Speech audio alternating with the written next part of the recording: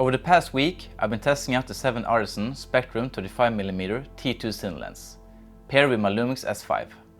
It's a lens that surprised me, in a good way. For just around $400, it offers image quality and build characteristics that feel like they belong in a much higher price range. In this video, I'll be sharing my experiences using it in real-world settings, talking about why I think 35mm is such a versatile focal length, and discussing why this might be a perfect entry point for someone looking to get into cine lenses.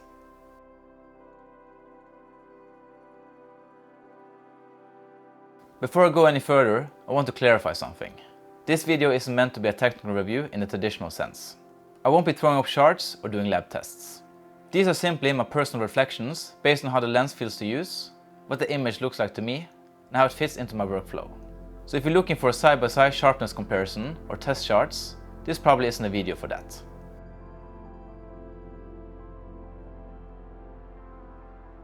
Let's start with the image quality. I've been shooting exclusively wide open at T2 and I've consistently been happy with the results. It's not overly soft, but doesn't have that clinical sharpness you sometimes get with more modern lenses either. Instead, it strikes this nice balance between clarity and character. There's a subtle vintage softness to the image that I think gives a bit of personality without ever becoming distracting or mushy. The bokeh is another thing worth mentioning. It's not overly stylized or creamy in the way that some lenses are, but the background separation still looks pleasant. The defocus areas don't feel flat or boring, that helps give the image a sense of depth. There's a kind of understated beauty to how it renders out of focus areas that I really appreciate. While T2 might not sound incredibly fast, especially for a 35mm cine lens, the fact that it's fully usable wide open is to me a bigger deal than having an extra stop of light. I've used lenses that cost 5 times as much that don't become truly sharp until you stop them down to at least T2.8. This one is different. At T2 it already looks great. That's something I really value, especially when I'm trying to shoot quickly or in low light without compromising on image quality. Another pleasant surprise was the lack of chromatic aberration. Even wide open, I didn't really notice any fringing or color shifts around high contrast edges. That contributes to a clean, professional looking image, and again, it's not something I expect at this price point. As for focus breathing, I didn't detect any major issues during my time with the lens. That said, I haven't done a ton of rack focusing, so your experience might vary. Similarly, I didn't see any significant color shifts, though I'm someone who's used to grading my footage pretty heavily anyway. So even if there were slight tone differences, they likely get smoothed out in post. Close focus is decent.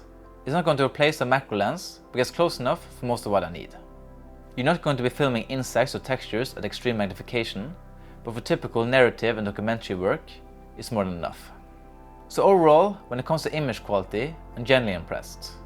Not just because of the price, but because it holds up well even compared to much more expensive lenses. And I wouldn't hesitate to use it on corporate jobs, commercial shoots, or narrative work. It delivers a versatile, appealing image that doesn't call too much attention to itself, which to me is a good thing.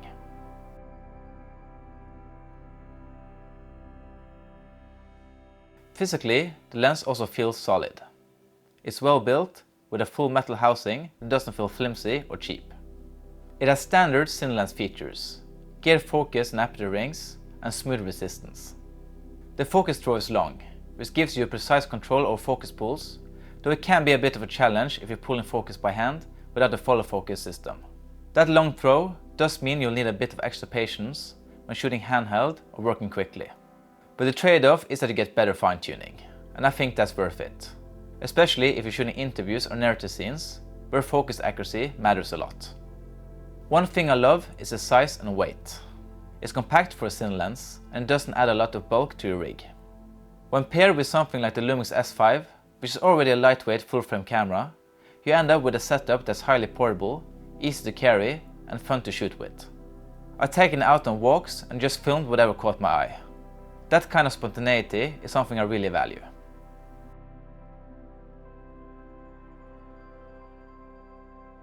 Let's talk about the price.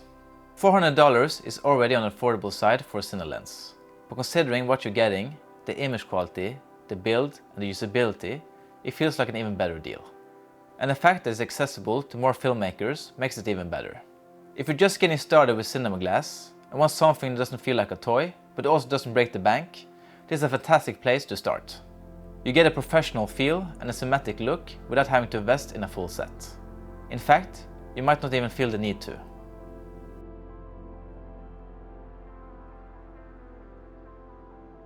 I mentioned earlier that this is the only lens I really need, and I stand by that. A big part of that comes down to the 35mm focal length. For the kind of work I do, whether it's run and gun documentary stuff, narrative scenes, or even commercial content, the 35mm just hits a sweet spot. It's wide enough to give you some environmental context, but tight enough to isolate your subject. And when you pair that with a fast aperture like T2, you get strong subject separation and low light performance all in one.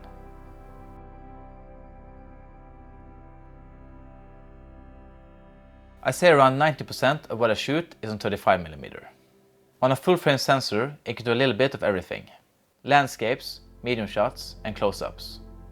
It doesn't distort faces the way wider lenses sometimes do, and doesn't compress space in a natural way like a telephoto lens might. It's what I call a neutral focal length. You can use it for dialogue scenes, handheld shots, slow dolly moves, pretty much anything. Another reason I love 35mm is that it doesn't draw too much attention to itself. With a 24mm or 60mm, you're very aware of the lens. You feel the wide angle.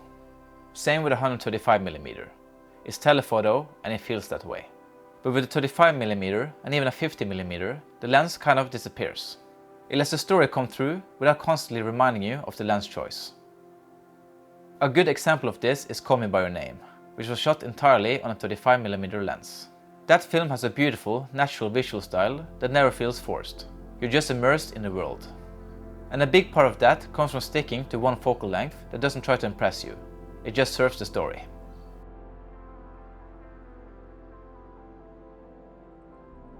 I also want to touch on why I made a habit of shooting entire projects on a single lens.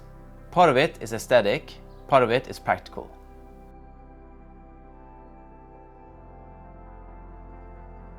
First off, it forces you to move. When you're using a zoom lens or switching primes all the time, it's easy to get lazy. You zoom in instead of physically getting closer. You change lenses instead of thinking more carefully about your framing. With one lens, you have to move your body and move the camera. That physical engagement with your subject often leads to better, more intentional compositions.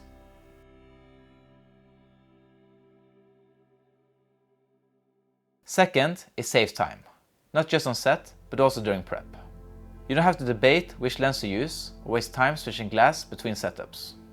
You already know what your focal length is, so you can focus more on lighting, blocking, and performance. It simplifies the process, and in filmmaking, anything that simplifies things is a gift.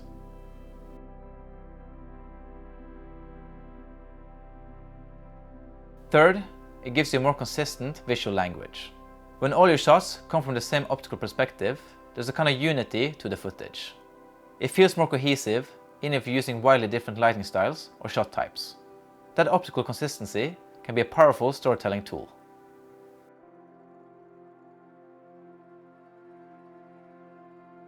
Lastly, it's cheaper. If you're buying lenses, it's obviously much more affordable to buy one high quality prime than it is to invest in a whole set. What I usually do is pick up the 35mm from any lens set I'm interested in. If I love it, maybe I'll expand later. But honestly, I often don't feel the need to.